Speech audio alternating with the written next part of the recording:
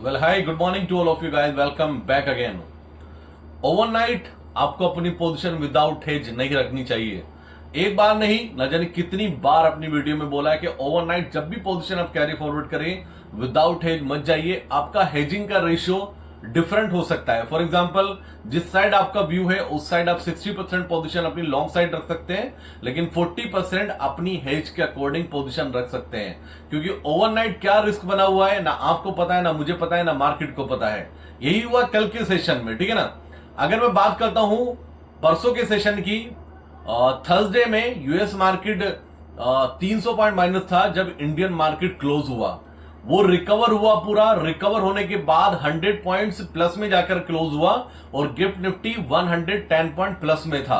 तो ऐसा लग रहा था कि एक अच्छा सेशन लॉन्ग साइड हो सकता था, लेकिन सडनली ओवरनाइट एक न्यूज आती है कि इजराइल ने ईरान पर अटैक किया है। ईरान की कैपिटल आई थिंक तेहरान, उस पर अटैक किया है और काफी मिसाइल अटैक किए और काफी नुकसान ईरान को हुआ। कोई 78 या 80 लोग उसमें किल्ड हो चुके हैं और बहुत सारे लोग उसमें कहीं ना कहीं घायल है। ठीक है, एक बात तो मैं क्लियर कर दूं गाइस, वॉर किसी भी देश के लिए, चाहे कोई बहुत ज्यादा स्ट्रांग बहुत बड़ी कंट्री हो या छोटी कंट्री हो, किसी भी देश के लिए अच्छा नहीं होता है। आप देखिए ना, रशिया और यूक्रेन की वॉर कब से चली आ रही है, अभी तक स्टॉप नहीं हुई है।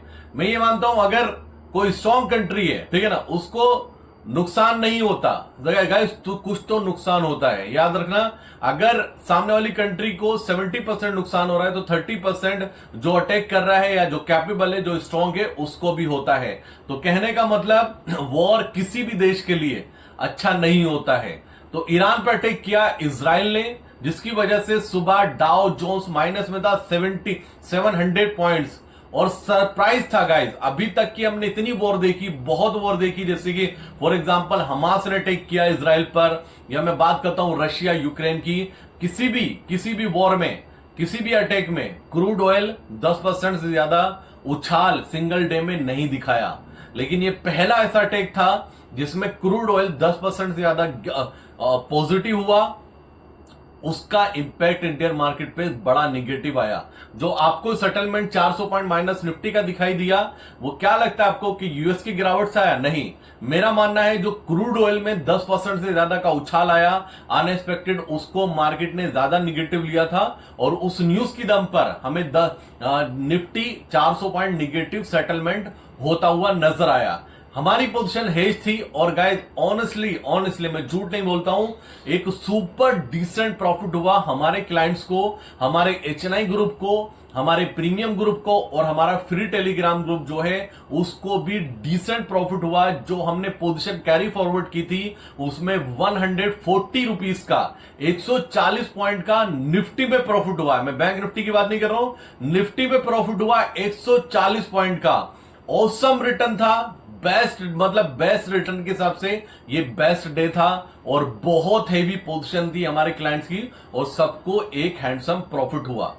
अनएक्सपेक्टेड न्यूज थी, किसी को नहीं पता था, ठीक है ना। व्यू पॉजिटिव था, एक दिन पहले वीडियो बनाई, व्यू पॉजिटिव था, लेकिन मैं बार बार अपनी वीडियो में बोलता हूं कि ओवरनाइट क्या न्यूज आएगी, ओवरनाइट क्या चेंज होगा, वो हमारे हाथ में नहीं है। हमारा उस दिन का प्रेडिक्शन बिल्कुल सही था, हम ये उम्मीद लगा के चल रहे थे कल गैप अप ओपन होगा, और गिफ्ट निफ्टी ने दिखाया भी वही, 110 पॉइंट पॉजिटिव जाकर सेटल हुआ, लेकिन ओपन नहीं हो पाया क्योंकि अनएक्सपेक्टेड न्यूज आ चुकी थी। अब क्वेश्चन ये रेज होता है कि कल का सेशन निकल गया, व्हाट नेक्स्ट। अगर मैं रात में यूएस मार्केट की बात करता हूं, ग्लोबल मार्केट में यूएस मार्केट, अगर डाउ जोन्स फ्यूचर की बात करता हूं तो 800 पॉइंट निगेटिव बंद हुआ है और S&P 500 अंडर 6000 आ चुका है। और नेस्डेक में थोड़ी सी रिकवरी आपको देखने को मिली, क्योंकि अगर वॉर होती है कुछ ऐसा आता है, आईटी सेक्टर आउट परफॉर्म करते हैं, पता नहीं क्यों, ठीक है ना। जहां एक टाइम पर 400 पॉइंट माइनस था नेस्डेक, वो अभी 275 पॉइंट माइनस में जाके क्लोज हुआ है।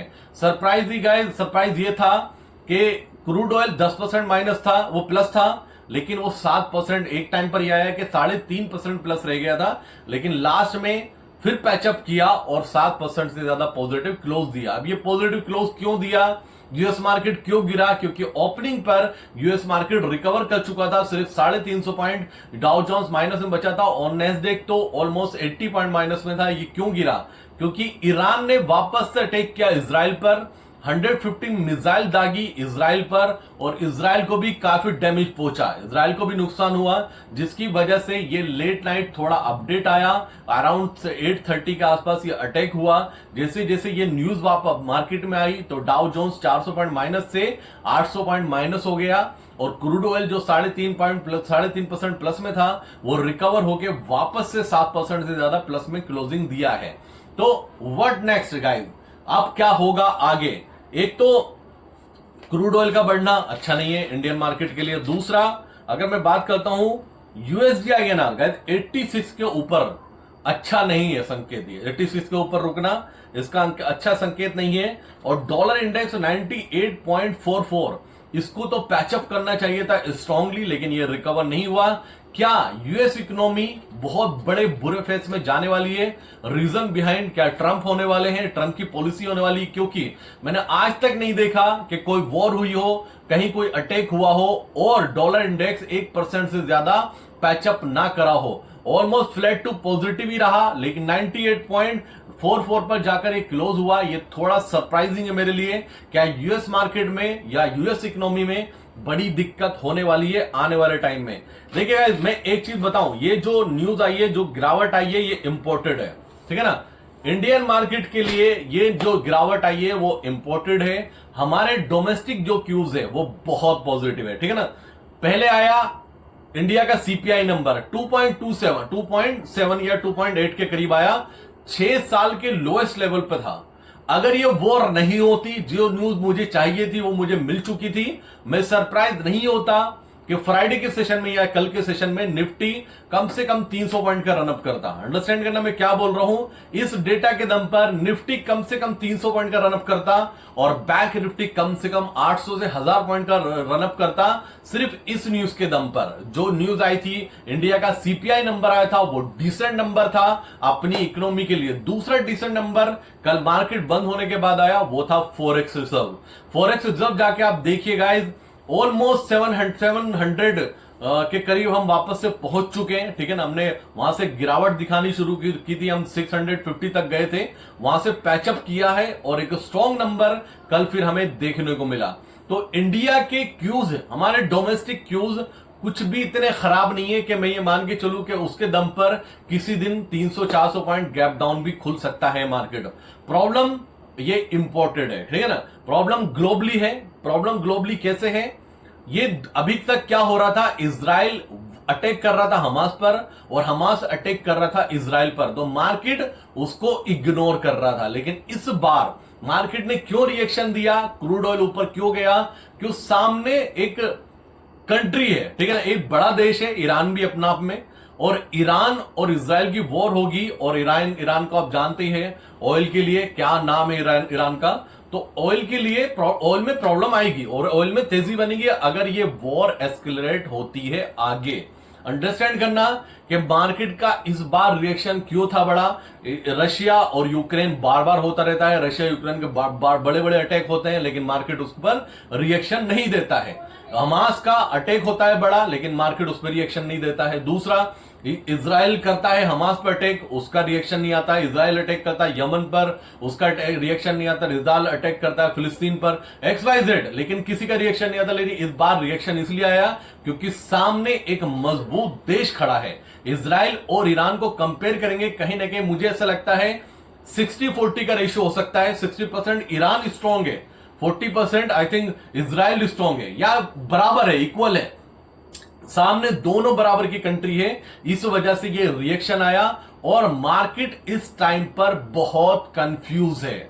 आप सोचिए, ये जो मार्केट में गिरावट आई, मैं फिर बोल रहा हूं, ये गिरावट आई है क्योंकि बाहर से निगेटिव न्यूज आई है। इंडिया की इंटरनल कोई भी ऐसी निगेटिव न्यूज नहीं है। कहने का मतलब ये है, अगर बाय चांस ये होता है कि इजराइल ने ईरान पर अटैक किया, ईरान ने वापस से इजराइल पर अटैक किया, अगर दोनों में सेटिस्फेक्शन होता है, यहां पर इजराइल भी सेटिस्फाइड हो, वो ईरान को सेटिस्फेक्शन हो गया कि उसने बदला ले लिया, इजराइल को सेटिस्फेक्शन हो गया कि उसने अटैक कर दिया। अगर यहां दोनों चीजें पैचअप कर जाती है, यहां बराबर हो जाता है, इक्वल आ जाता है, तो गाइज मैं ऑनेस्टली बता रहा हूं, इसके बाद ये मार्केट वो और वॉर आज और कल में एस्केलेट नहीं होती है, तो बिलीव मी ये मार्केट इसको बड़ा पॉजिटिव ले सकता है। पहले बताता हूं, अगर ये न्यूज आती है किसी भी तरह से कि जो डोनाल्ड ट्रंप चाह रहे हैं ईरान के ऊपर कुछ भी एक्सवाइजेड जो भी है प्रतिबंध लगाना या डील करना, अगर उसके लिए ईरान एग्री हो गया और ये न्यूज अगले 48 आवर्स में आ जाती है कि ईरान ने डोनाल्ड ट्रंप की बात मान ली है, एग्री कर लिया है, तो मैं सरप्राइज नहीं होने वाला कि मंडे हम निफ्टी पर 300 पॉइंट गैप अप खुल सकते हैं। अंडरस्टैंड करना मैं क्या बोल रहा हूं कि अगर ये वॉर यहां से आगे नहीं बढ़ती है, ये हो जाए कि ईरान ने अपना बदला ले लिया, इजराइल ने अटैक कर दिया और ईरान किसी भी तरह से मान ले डोनाल्ड ट्रंप की बात, तो ये वॉर अगर इतना सा भी स्टॉप होने की न्यूज आती है तो मैं सरप्राइज नहीं होऊंगा कि मंडे के सेशन में मार्केट कम से कम 300 पॉइंट गैप अप खुल सकता है। कल क्या हुआ, गैप डाउन खुले, उसके बाद में मार्केट रेंज में रहा, क्योंकि जब ऐसी न्यूज आती है जो वीक बायर होता है, इन्वेस्टर हो या ट्रेडर हो, ठीक है ना, वीक ट्रेडर होता है वो अपनी पोजीशन से एग्जिट कर जाता है। इन्वेस्टर हो, उसको दिखाई दिया होगा इजराइल और ईरान की वॉर हो चुकी है तो अपना इन्वेस्टमेंट अपना खाली कर दो, तो मार्केट ने वही बॉटम बनाया, मार्केट रिवर्स जरूर हुआ लेकिन उस तेजी से रिवर्स नहीं हुआ कि ऑप्शंस के प्रीमियम शूट अप हो जाए। अंडरस्टैंड करना, प्रीमियम 11 से 1 बजे तक श्रिंक हुए थोड़े से, लेकिन मैं डैम श्योर था, मैंने क्लियर कट बोला था कि आप ये मान के मत चलना कि एकदम से ये प्रीमियम मीटिंग स्टार्ट हो जाएगा और लास्ट में मार्केट क्लोजिंग होते होते प्रीमियम में एकदम से फिर उछाल आया, क्योंकि इंडिया विक्स वापस से 8% से ज्यादा की तेजी दिखाया। कल यूएस मार्केट में एसएनपी विक्स की बात करता हूं, एसएनपी विक्स गाइस 17% इंक्रीज हुआ है। 17% इंक्रीज होने का मतलब कि आपको मंडे भी अगर ये फ्लैट भी खुलता है तो ये मान के मत चलना कि कॉल और पुट के प्रीमियम श्रिंक हो जाएंगे या प्रीमियम डीके होगा। प्रीमियम अभी डीके होने के चांसेस बहुत कम है, प्रीमियम इंक्रीज होने के चांसेस बहुत ज्यादा है। तो पहली सिचुएशन मैंने आपको ये बता दी कि ईरान और इजराइल में नया कुछ नहीं होता है तो मार्केट 300 पॉइंट गैप अप भी खुल सकता है। लेकिन अगर ये वॉर एस्केलेट हुई, अब वापस से इजराइल ने अटैक किया कुछ बड़ा या ईरान ने अटैक किया कुछ बड़ा, तो ये मार्केट के लिए बड़ा निगेटिव होगा। और believe me guys, crude oil जो आपको 74 दिखाई दे रहा, मैं सरप्राइज नहीं होने वाला मंडे में आपको 80 भी क्रॉस होता हुआ नजर आए, और जो आपको फ्लैट दिखा रहा है गिफ्ट निफ्टी, ये बड़ा गैप डाउन भी खुल सकता है। तो अगले 48 आवर्स मार्केट के लिए बहुत अहम है, आपको नजर बना के रखनी है। सब कुछ भूल जाइए, डेटा क्या है सब भूल जाइए, एफआईएस का डेटा क्या है सब भूल जाइए, नजर बना के रखिए सिर्फ ईरान और इजराइल पर, वहां पर नया डेवलपमेंट क्या होता है। तो जो भी अपडेट आएगा मैं आपके साथ शेयर जरूर करूंगा। मैं आपके साथ कोई मार्केट का व्यू शेयर नहीं कर रहा हूं, मैं बिल्कुल नहीं शेयर करूंगा, क्योंकि मैं खुद कंफ्यूज हूं कि ये दोनों आगे क्या करते हैं। तो अपने आप को ज्यादा स्मार्ट नहीं बनना है, दोनों कंडीशन मैंने आपको बता दी है। अगर ये वॉर एस्केलेट नहीं होती है तो मार्केट बड़ा पॉजिटिव लेगा, क्योंकि इंडियन मार्केट गिरने के लिए तैयार नहीं है। हमारे डोमेस्टिक यूज बहुत पॉजिटिव है, जो डेटाज आ रहे हैं वो बहुत पॉजिटिव है। एक हल्का सा पॉजिटिवनेस चाहिए, अगर इस वॉर की तरफ से आती है तो मैं सरप्राइज नहीं होऊंगा कि 250 से 300 पॉइंट हम निफ्टी पर गैप अप भी खुल सकते हैं मंडे के सेशन में। तो गाइस पूरा मार्केट मंडे का जो भी होगा ओपनिंग, ये सिर्फ घूमता हुआ नजर आएगा आपको इजराइल और ईरान के इर्द गिर्द। आप वहां नजर बना के रखिए और प्लीज अपनी पोजीशन ओवरनाइट विदाउट हेज मत जाइए। अगर हेजिंग समझ में नहीं आती है, प्रीमियम कैलकुलेशन समझ में नहीं आता है, तो डिस्क्रिप्शन में आपको टेलीग्राम का लिंक मिलेगा, हिम्मत करिए, फ्री में तो ज्वाइन कर लीजिए, फ्री में ज्वाइन कीजिए और अपना पैसा बनाइए, ठीक है ना। आने वाला टाइम और अच्छा होगा और डिसेंट होगा। और जून के लिए जो मैं टारगेट लेके चला था कि 4 टाइम मुझे अपना कैपिटल करना है, तो उसका मैं 3 टाइम तो पहुंच चुका हूं, ठीक है ना। हो सकता है बहुत जल्दी मैं आपको 4-5 टाइम भी करता हुआ नजर आऊं। मैं स्क्रीनशॉट शेयर नहीं कर सकता हूं, क्योंकि लास्ट टाइम शेयर किया तो यूट्यूब के काफी मैसेजेस आ गए, पता चला सेबी हमारे पीछे पड़ जाए, तो उसको इग्नोर करते हैं। जो लोग ट्रस्ट करते हैं वो ट्रस्ट करेंगे, बाकी नजर बना के रखिए ईरान और इजराइल पर, उसके अलावा मार्केट में और कुछ भी नहीं होने वाला है। Thank you so much guys, ये पूरा अपडेट था मार्केट को लेकर। नया कुछ होगा तो डेफिनेटली दूसरी वीडियो में जरूर शेयर करूंगा। और मैं फिर बोल रहा हूं, अपने आप पे बिलीव रखिए, मार्केट पे बिलीव रखिए, ऊपर वाले पे बिलीव रखिए। ये मार्केट आपको इतना पैसा दे सकती है, इतना पैसा दे सकती है गाइस, अगर लास्ट 5-10 ईयर्स में आपने अपना सब कुछ भी खत्म किया है और डिसिप्लिन के साथ आपने सिर्फ 6 महीने ट्रेड किया, डिसिप्लिन के साथ, और पॉजिटिवनेस के साथ और अपने लेवल्स का वेट कर डिसिप्लिन में ओवर ट्रेडिंग नहीं की तो ये लास्ट 10 डेज का भी पैचअप करके आपको दे सकती है। इस मार्केट की पावर यही है। तो पॉजिटिव रहिए, आपका टाइम और हमारा टाइम स्टार्ट हो चुका है। Thank you so much guys, मिलता हूं बहुत जल्दी, तब तक के लिए जय हिंद।